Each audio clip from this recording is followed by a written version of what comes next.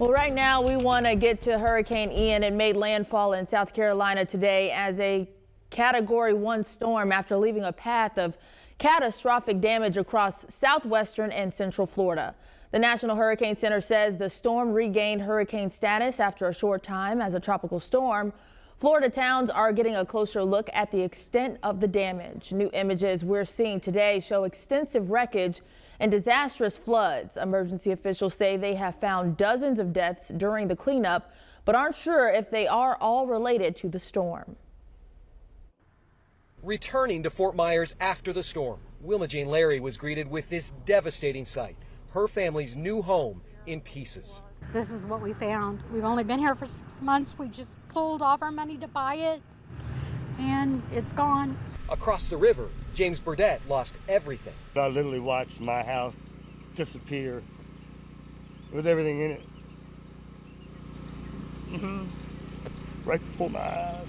Once he collects what's left of his belongings, he plans to leave Florida and live somewhere outside the hurricane zone.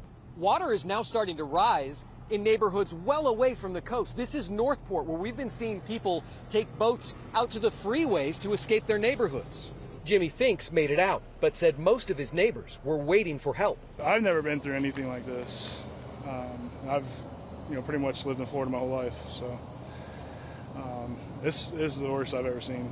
A few miles south on San Carlos Island, residents of this trailer park are sharing stories of survival. I was banging on the ceiling so they could hear me, and then they came out on the steps, saw me trapped, and then they got a hammer and banged through that window. Even with days of warning, they underestimated the power of the storm. The wind was going everywhere, the rain was coming down, and it was flooding everywhere. The hurricane slammed Florida's Gulf Coast as one of the strongest storms ever to hit the U.S., leaving behind a wasteland of splintered homes and shattered lives.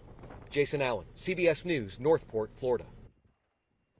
Meanwhile, the White House has been managing the federal response to the hurricane. President Joe Biden says the government will cover 100% of the cost for debris removal in several of those hard-hit Florida counties, adding that it may take months or even years for them to rebuild. Thousands of federal workers are already on the ground there, with more teams on standby to help out in South Carolina. I've directed that every possible action be taken to save lives and get help to survivors, because every single minute counts.